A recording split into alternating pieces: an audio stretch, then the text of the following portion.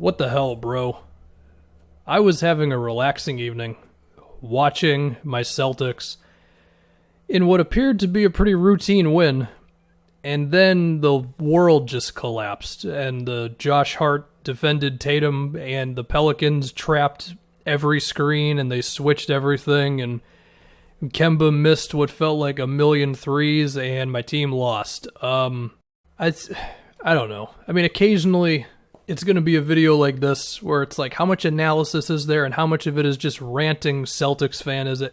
People seem to enjoy when I just do this occasionally. So, what do you want? Okay. You want me to talk about the lack of intensity on defense, which I've talked about a million times? I mean, the reason the Pelicans got back in this game is because they just turned it up to a crazy level on defense, and the Celtics did not match that. I mean, was Brandon Ingram uncomfortable at all in this game? Was Zion uncomfortable at all? No, they weren't. And there was even a play or two where they got back in transition. I mean, the one that I remember the most is when Jalen fouled Lonzo because he had to sprint back because they just weren't back on defense. And, I mean, the reason why this one especially sucks is because it seemed like the Celtics were turning a bit of a corner, okay? They had like a really bad stretch, but they won like 2 of 3 in Boston.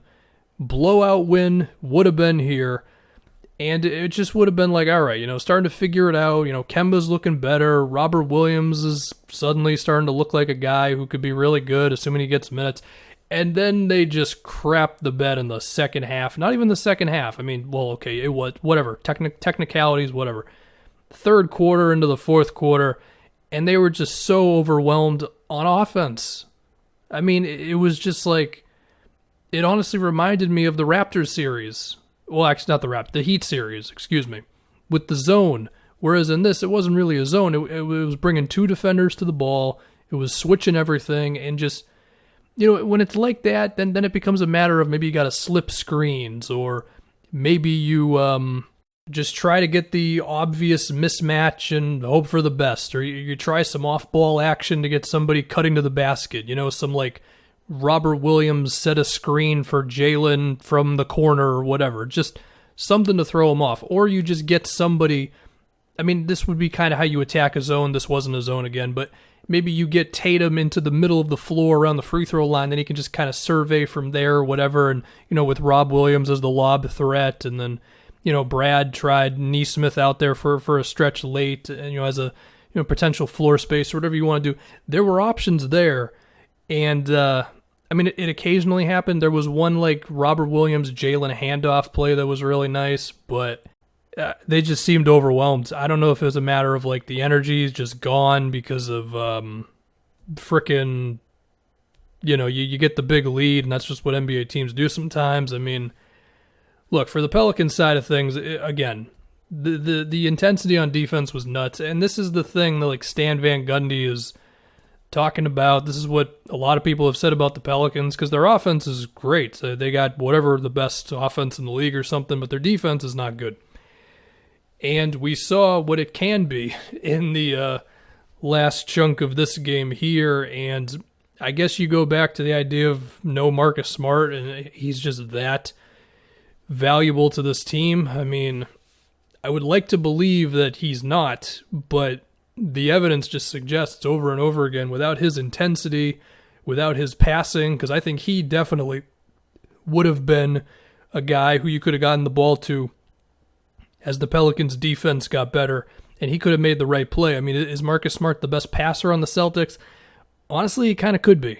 I mean, I think we also saw, like, Tatum still needs to improve as a passer. There were a couple of plays where when they brought the extra guy, Robert Williams had a lob opportunity, but Tatum either didn't have the confidence in the pass or just didn't see him fast enough. I mean, it's not an easy pass, but if you're a guy who's going to get the ball that often, it's a pass that you have to be able to make. And even if it's not to that, maybe it's to somebody else who can then make the pass. I mean, they had one play like that where it was, Tice set a screen for Jalen. I don't remember who it was, but it ended up with Tice throwing a lob to Robert Williams rolling to the basket. And I feel like there were opportunities there for Tatum to make similar passes. And you just didn't see him. And it's the type of thing with him where one day he looks like he's really made an improvement as a passer, and I think he has overall. And then it's games like this one where they're sending extra attention at him, and he's got to back up for a second, and before you know it, there's like 9 seconds left on the shot clock.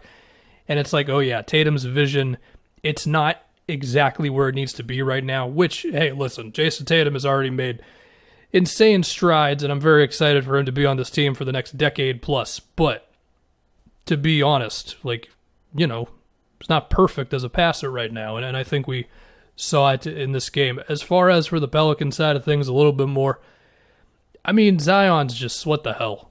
Like that play where he just pushed Tristan Thompson out of the way, and it was not an offensive foul. And I'm not arguing. It was not an offensive foul.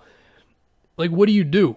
Zion has been so insanely good lately, and his efficiency has just been so nuts that I feel like it's going to get to the point where a Western Conference team might have to be like, do we have a guy to guard Zion?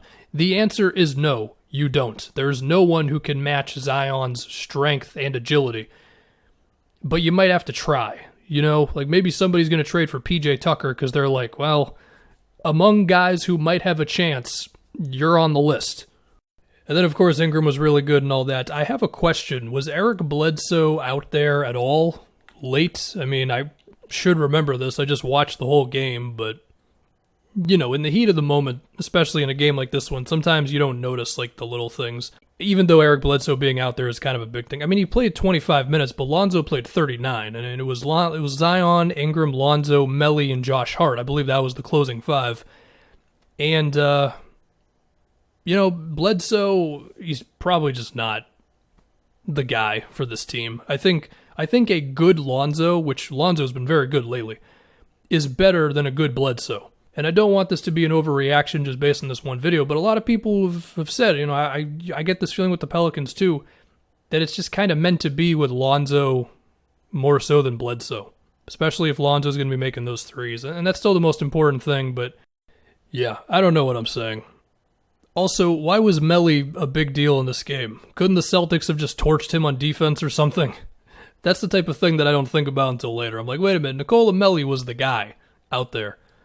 That was a little weird. Who do the Celtics have next? I want an easy win. Who is it? I'm clamoring for an easy win right now. As I say that, they lost to the Pistons from Sadiq Bego and nuts. Maybe it just doesn't exist. They have the Mavs up next.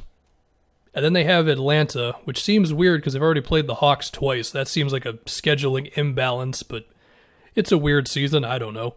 Then they get the Clippers, the Raptors. Honestly, there's not a lot of easy games. The Pacers are all right. They're just going to have to win against some good teams.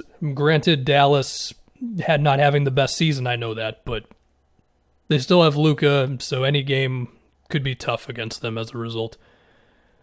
Oh boy, the Celtics. Why do I do this?